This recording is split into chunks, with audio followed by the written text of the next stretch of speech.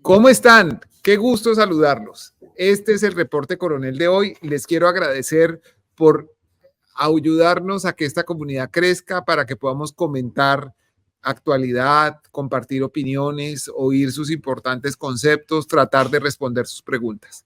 El tema de hoy tiene que ver con Jorge Enrique Pizano, quien denunció la existencia de contratos ficticios para tapar sobornos de Odebrecht y del Grupo Aval en la concesión de la Ruta del Sol. Él murió el 8 de noviembre de 2018. Su muerte jamás fue investigada de manera independiente y las dudas se acrecentaron porque 3 días después murió su hijo Alejandro, que había venido de Europa a su sepelio. Alejandro murió cuando bebió una botella de agua envenenada con cianuro que estaba en el estudio del ingeniero Jorge Enrique Pizano. Después de estos terribles momentos, cuando sus familiares ordenaban las pertenencias del ingeniero Pizano, encontraron esta tarjeta de presentación que les llamó la atención. Es la tarjeta del agente especial del FBI, Jared Randall, quien se desempeñaba en la Unidad de Anticorrupción Internacional del Buró Federal de Investigaciones. Esta fotografía de la tarjeta fue entregada por un miembro de la familia Pizano al periodista Iván Serrano de la revista Cambio, y ustedes la pueden ver ya. La tarjeta es importante porque viene a encajar en otra pieza del rompecabezas que Gerardo Reyes, director de Univisión Investiga, y yo vinimos a conocer hace unos días. Se trata de un correo electrónico de diciembre de 2018 escrito por Luis Gustavo Moreno, exdirector anticorrupción de la Fiscalía de Néstor Humberto Martínez, preso por aquellos días en Estados Unidos por recibir un soborno en ese país. El correo fue enviado desde la cárcel Rivers Correctional Center en Carolina del Norte usando el sistema autorizado y controlado TrueLinks y está dirigido a quien fuera su abogado David Weinstein y también a otras personas. En el mensaje, Moreno se queja porque, según él, la fiscal federal del sur de la Florida, Lynn Kirkpatrick, inicialmente le pidió que se reuniera con Néstor Humberto Martínez, entre comillas, en suelo americano, o que por lo menos le aceptara una llamada telefónica. Y después, según él también, lo invitó a que dijera lo que sabía sobre él. Abro comillas. Luego me piden que hable de él, NH, que coopere en contra de él por sus actos de corrupción. Cierra comillas. El organismo federal interesado en el testimonio de Martínez era el FBI, según me dijo Luis Gustavo Moreno hace unos días en Bogotá. Bueno, tratando de verificar esta información, Gerardo Reyes se comunicó con el FBI, que le contestó que no podía ni confirmar ni negar la versión. El abogado David Weinstein envió un mensaje en el que dice que prefiere no referirse al contenido del correo electrónico, pero no niega su existencia. La oficina de la Fiscalía Federal del Sur de la Florida pidió más detalles acerca de la comunicación y después contestó con el tradicional no comments.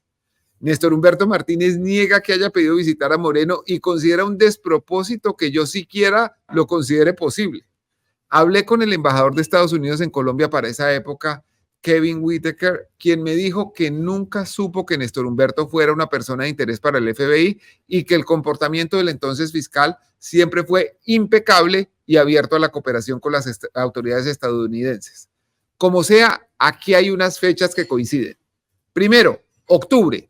Jorge Enrique Pizano se reunió con el agente del FBI, Jared Randall, en la sede de la Embajada de Estados Unidos en Bogotá y le entregó copias de correos, documentos y grabaciones, incluyendo las conversaciones que Pizano, había tenido con Néstor Humberto Martínez. ¿Recuerdan alguna de ellas? Jijiji, esto es una coima, marica. Esa reunión tuvo lugar en octubre de 2018. Segundo, noviembre. Apenas unos días después de esa reunión, el 8 de noviembre de 2018, muere Jorge Enrique Pizano. 3 días después, muere su hijo Alejandro envenenado por beber de una botella de agua que estaba en el estudio de su padre. Tercero, diciembre. Un mes después, el 14 de diciembre de 2018, Moreno se queja porque la Fiscalía Federal de Florida, que antes le pedía que hablara con Néstor Humberto Martínez, ahora le pide que hable contra él y declare sobre sus eventuales actos de corrupción. Octubre, noviembre y diciembre. Si eso no es una línea de tiempo, yo no sé qué va a ser. Una línea de tiempo que no se puede ignorar. Este reporte tiene un bonus track. El magistrado José Antonio Díaz Toffoli del Supremo Tribunal Federal de Brasil, equivalente a la Corte Suprema de Justicia, declaró nulas todas las pruebas obtenidas dentro de la operación Lava Jato que se ocupa de la corrupción de Odebrecht. Por el incumplimiento de un tecnicismo jurídico, considera el magistrado que los testimonios de los ejecutivos de Odebrecht no pueden usarse, oigan esto, ni en Brasil ni en ningún otro país. La Asociación Nacional de Fiscales de Brasil envió en las últimas horas esta comunicación que ustedes pueden ver, protestando por la eventual caída de la mayor investigación de corrupción en la historia.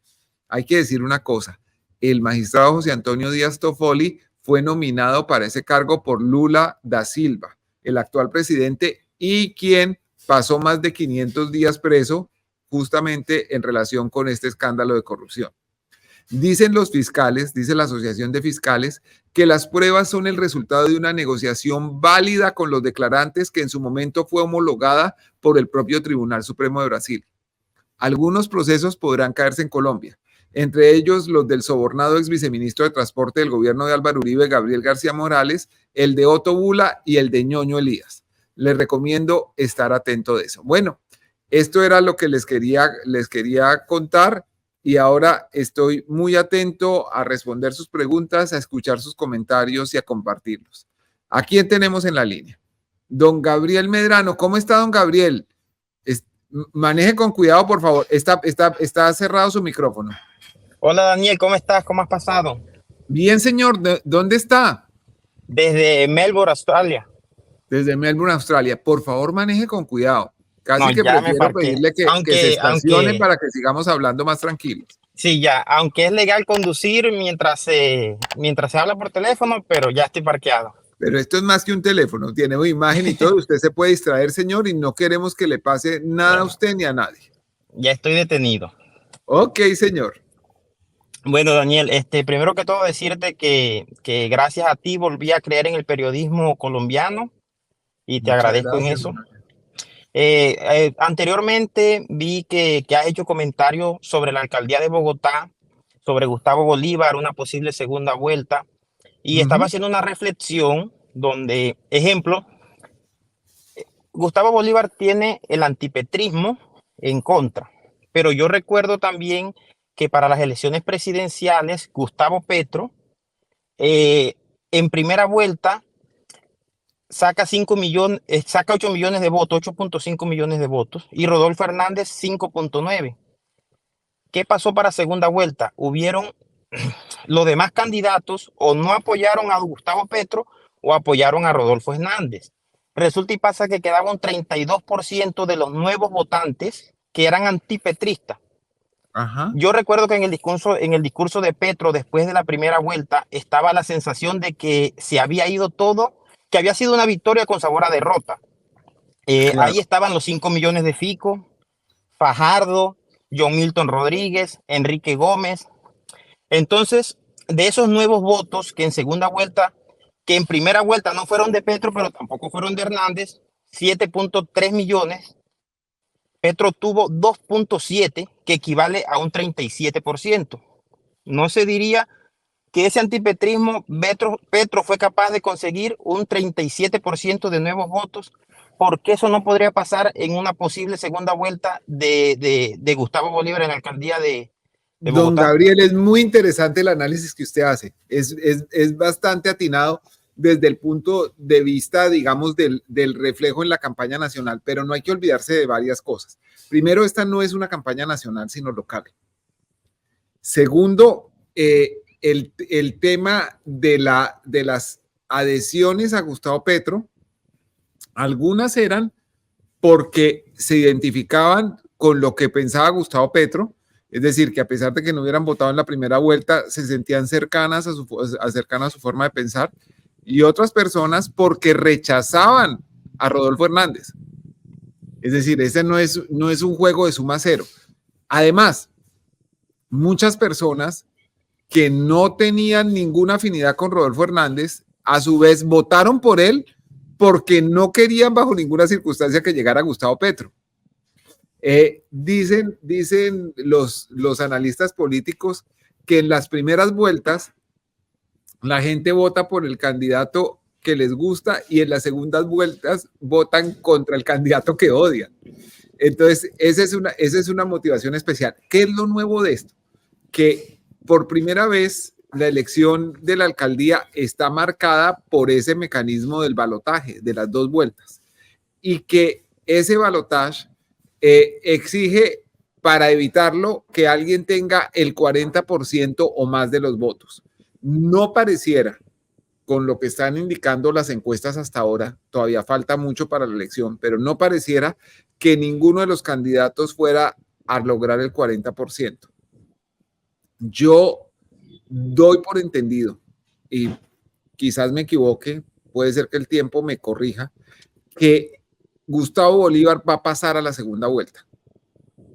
¿Por qué? Porque el petrismo duro en Bogotá, los votos de la izquierda duros en Bogotá están siempre alrededor del 30%, lo cual es suficiente para pasar a segunda vuelta. El análisis que he hecho es que es más fácil en la segunda vuelta juntar votos contra Gustavo Bolívar que contra cualquier otro candidato. Porque de alguna manera hay cosas que pasan que son inescindibles de la personalidad de Gustavo Bolívar. Por su cercanía con Gustavo Petro, su elección o su no elección se va a convertir en un plebiscito alrededor de Petro. Y digamos, a la fecha se ve más difícil conseguir mayorías en cualquier elección a nombre de Gustavo Petro que en contra de él. Hoy, ¿no? Esto puede pasar cosas nuevas de aquí a octubre, puede ser, o sea, son muchas cosas que pasan y el electorado es susceptible a todos esos cambios y puede ser que se vivan cosas distintas. Lo que no creo bajo ninguna circunstancia es que Bolívar no sea uno de los finalistas, uno de los que pasa a segunda vuelta. Lo que siento es que casi que cualquier candidato distinto a Bolívar puede armarle una mayoría para segunda, porque a pesar de lo que digamos o lo que nos guste todo, pareciera que hoy hay más rechazo al presidente que apoyo. Y bueno, eso está por verse y por medirse porque se dice a partir de las encuestas que existen. Vamos a ver cómo se porta esa elección. En todo caso, es muy apasionante. Abstrayéndonos del resultado que uno quiera o no quiera de la elección, es una elección muy, muy interesante que de alguna manera va a marcar el resto del gobierno nacional, no solo en la administración de Bogotá, y que va a mostrar, por ejemplo, si como piensan muchas personas, el uribismo, digamos, está muerto en incapacidad de elegir o no. Si el centro, si la franja tibia sigue existiendo o no, o ya desapareció. Si con parámetros alejados de lo que se llama la polarización, podrá seguir gobernándose, podrá intentar gobernarse unas regiones de Colombia o no. Por todo eso es muy interesante la elección. Hay que seguirla con mucho cuidado, pero usted plantea unos puntos, don Gabriel, que son enteramente válidos como parámetros de análisis. Lo que pasa es que así como hay semejanzas entre la elección nacional y la elección de Bogotá, también hay diferencias y a uno le toca mirar ambas. Don Gabriel, muchas gracias. Maneje con cuidado, por favor.